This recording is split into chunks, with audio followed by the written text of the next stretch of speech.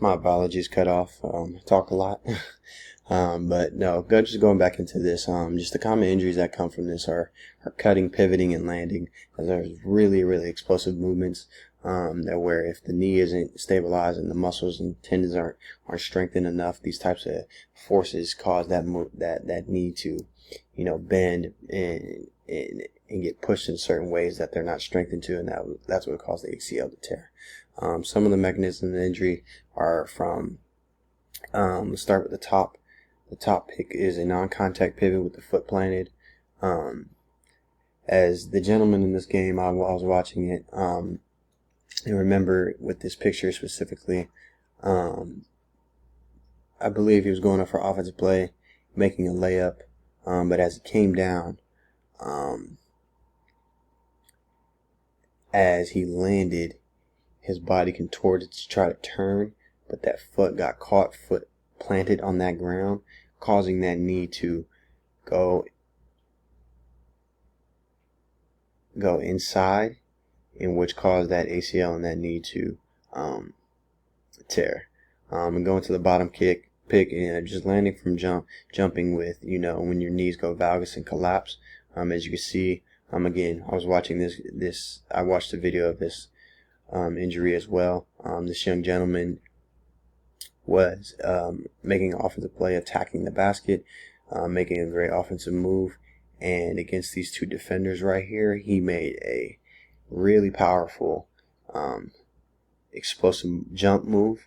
And when he landed laterally, moving laterally, as you can see, that knee became valgus, and as you can see, that's what caused that ACL to tear.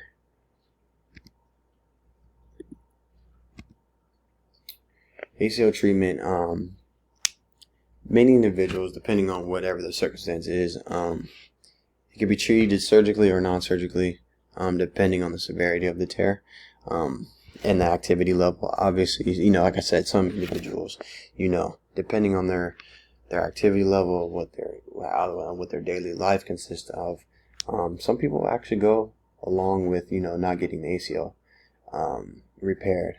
But as for me, like I said, in my past, as a former college athlete, I had to actually get my ACLs repaired, surgically repaired, because they don't heal on their own.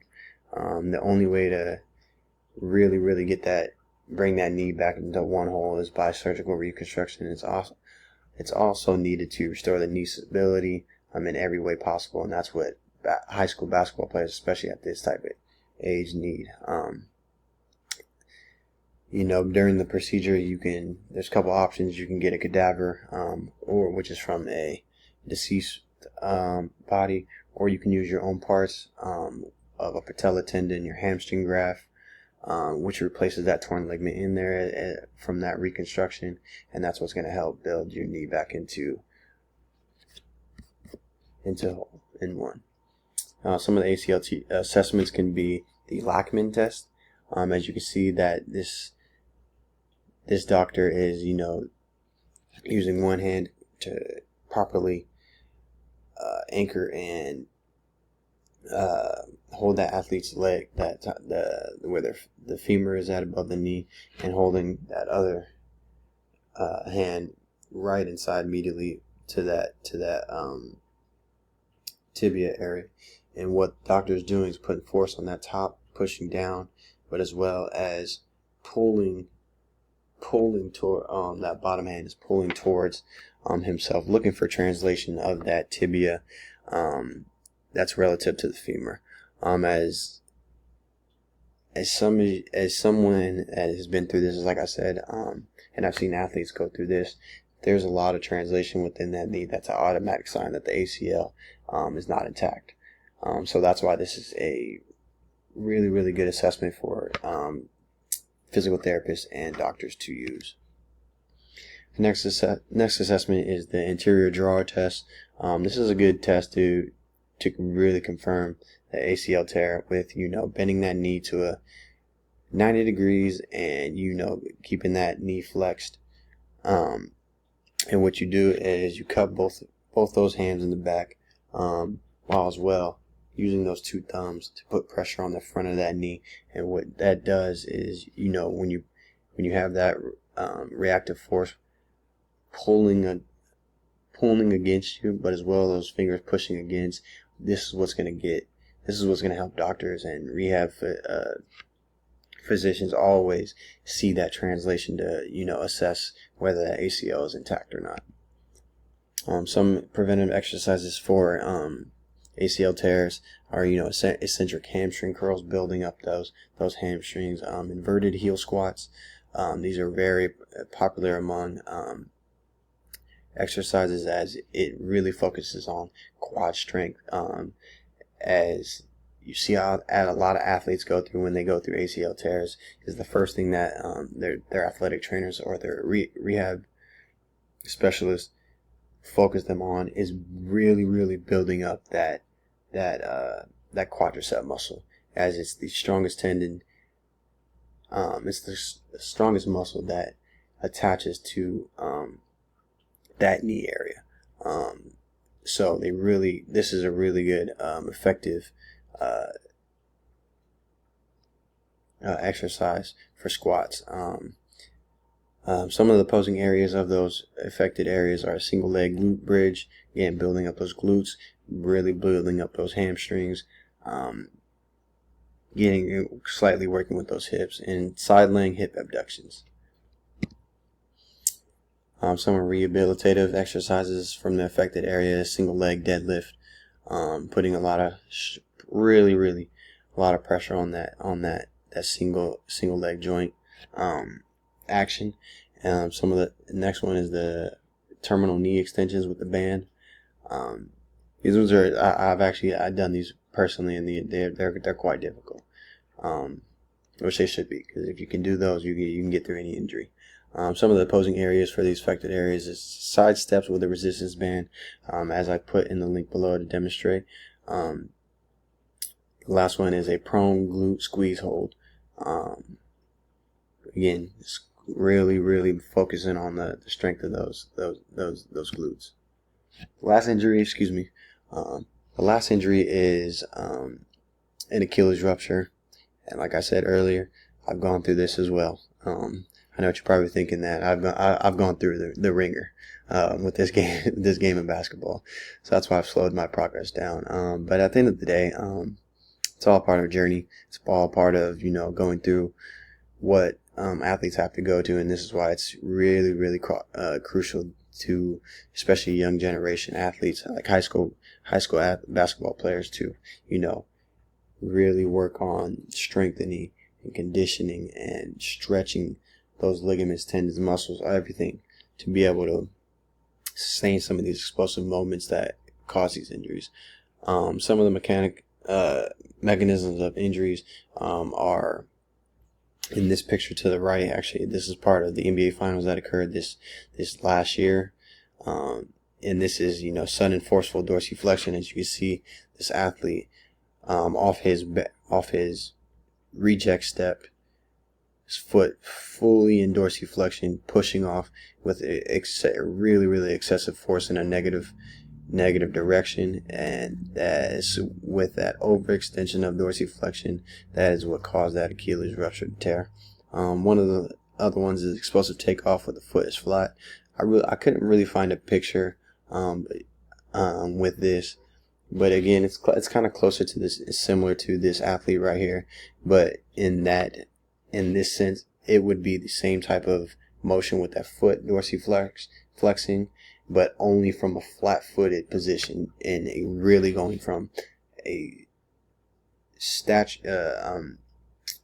stationary position and overexerting the force to push off that foot and cause dorsiflexion from that area and causing that Achilles to tear. Some of the Achilles ruptures treatment would be for these Achilles ruptures. Again, same thing like the ACL. Sometimes they're treated non-surgically, depending on the severity of the tear, but most are commonly addressed with surgery to repair the torn tendon. The surgery, it just aims to basically just reattach the ends that were affected in the injury, with facilitating proper healing and reducing the risk of rupture happening again. This is a really common test. This was used on me in my injury, the Thompson test, where the patient lays flat on their stomach, in a prone position with their feet hanging off the edge with that injured Achilles side.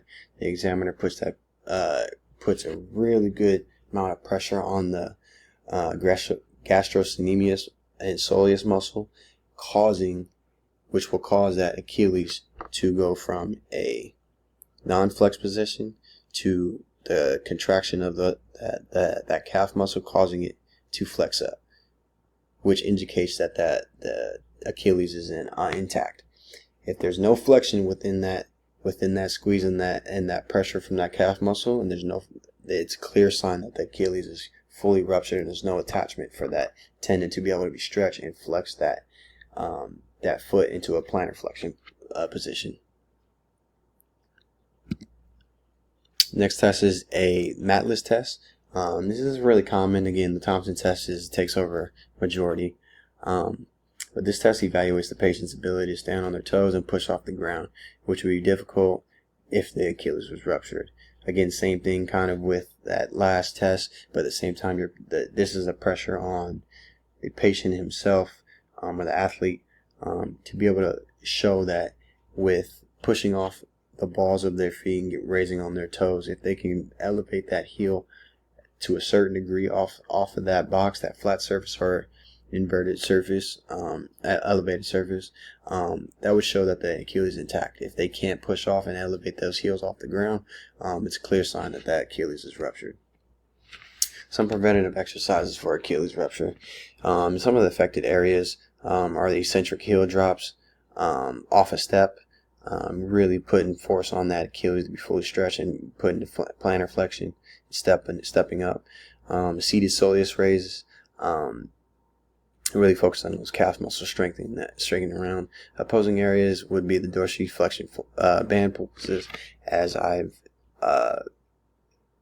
in the link put it below, showing what this would look like.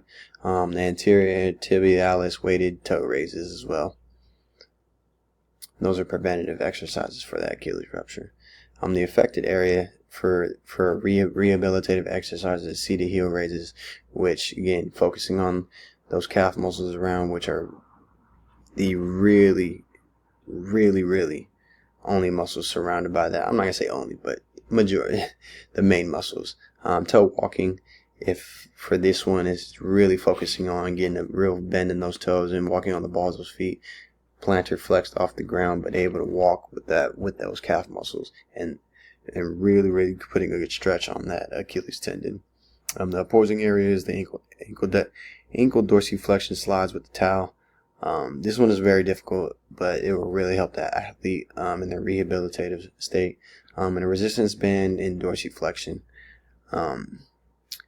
With these types of injuries, it's really crucial that athletes understand what preventative and what kind of exercises they can do to not put themselves in a harmful way of sustaining some of these injuries, because these injuries are not short-term injuries. The ACL, the Achilles ruptures are recovery times of 8 to 9 months. ACLs are sometimes a year, and ankle sprains, depending on what the severity of it, could be long-term. It could be really long-term rehabilitative processes. But this is my final outing of my presentation. I hope you enjoy.